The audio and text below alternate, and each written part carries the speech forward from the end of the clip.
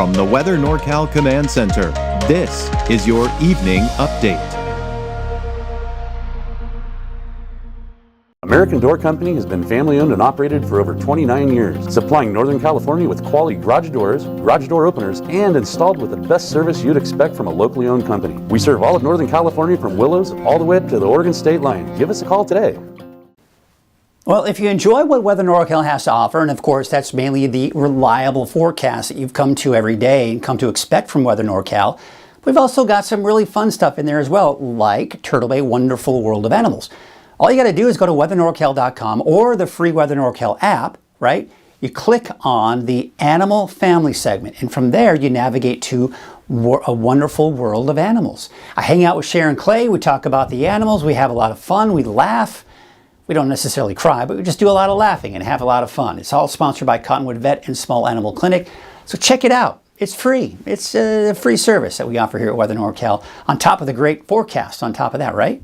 So we do have a cooling trend. It peaks tomorrow with temperatures going up and down and up and down. A bit of a mini roller coaster ride, if you will, as we take you through the next 7 days or so. The fire danger will be decreasing over the next 24 to even 48 hours, but next week, that potential, that heat wave I've been talking about, looks like we're putting that back in the forecast for the middle to latter part of next week. And there's your neighborhood forecast at a glance. Temperatures are ticking downward.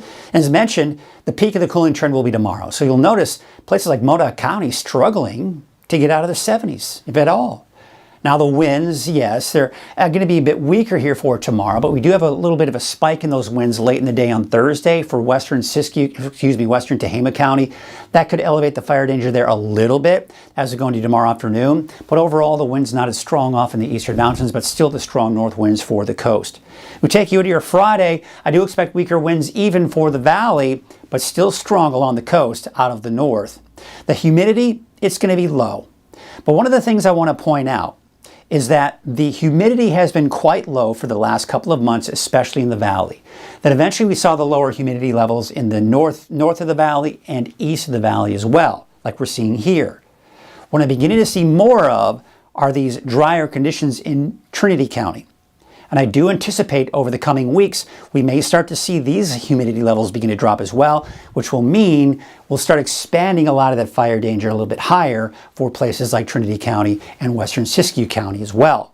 Now we look at the fire weather risk, combining the temperature, the winds, and the humidity. There's that bump up in those winds late in the day tomorrow, so that's why we've got the elevated fire danger there. But elsewhere, it's fairly low, and even including parts of the valley. We're taking to your Friday, again, kind of in that moderate range for the valley, but low fire weather risk for the mountains. Now, as I mentioned, the peak of the cooling trend is right here. That's on Thursday. Of course, that's tomorrow.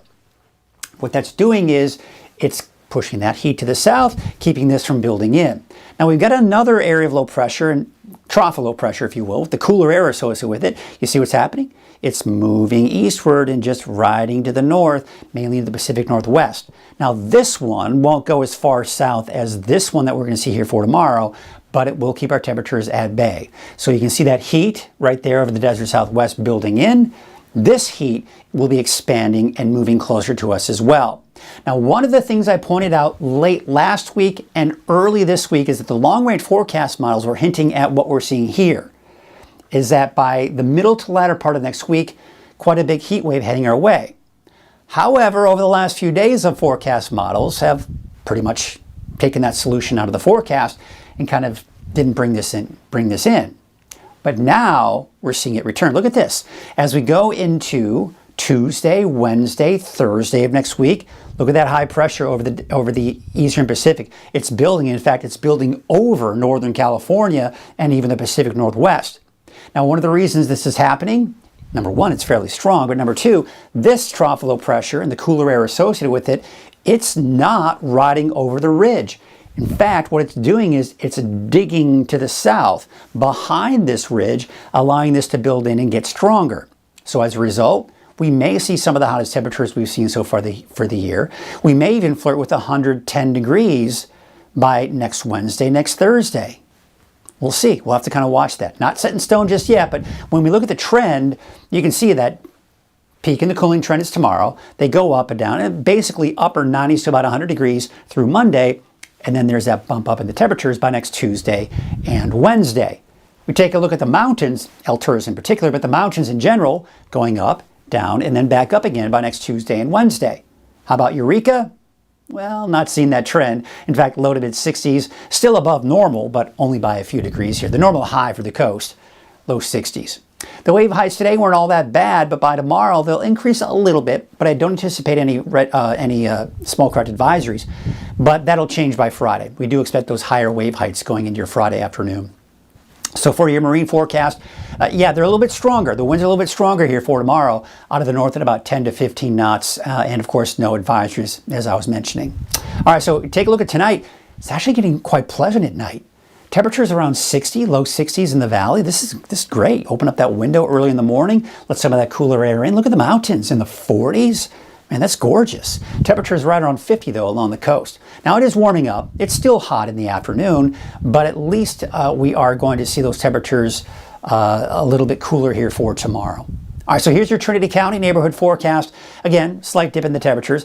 And you'll notice the trend for everyone minus the coast. Going down tomorrow, back up, back down, back up, and then working the way back up for next Tuesday and Wednesday. Let's take you out to the north coast. Of course, the north coast, kind of flat, right in the low to mid 60s. We take you out to on Thursday, and there you can see 78 degrees out in Orleans, 80 in Hoopa, and 68 degrees for Smith River. For Siskiyou County, we got those temperatures. Looks like they're going to be somewhere in the mainly 80s, although mid 70s for McDowell, Doris, and Tennant. Now out towards Modoc County, you of course see those temperatures in the mid to upper 70s, 79 degrees for Alturas, 78 degrees for Fort Bidwell, and there's Aden with a high of about 77. And your eastern mountains neighborhood forecast, temperatures in the 80s, cooler spots, Viola and Mineral in the mid to upper 70s there. Your Valley neighborhood forecast brought to you by NorCal Tractor. Low 90s for Corning southward. You head up to the north, we're in the mid 90s for places like Red Bluff, 95 in Anderson and Reading, and 90 degrees in Whiskeytown. And your 7-day forecast for Reading, those temperatures going down, up, down, and then back up again. And you can see we are getting closer to that 110 degree mark, but not quite for next Wednesday. We're the locals down the street. The neighbor you come to for advice. A nest egg for the golden years. A loan or a new account for that growing business. What started in Chico 50 years ago has taken us all around California, providing big bank lending power and high-tech service, while keeping our relationships personal. We're still the locals down the street, no matter where your street might be. Tri-Counties Bank, California's local bank.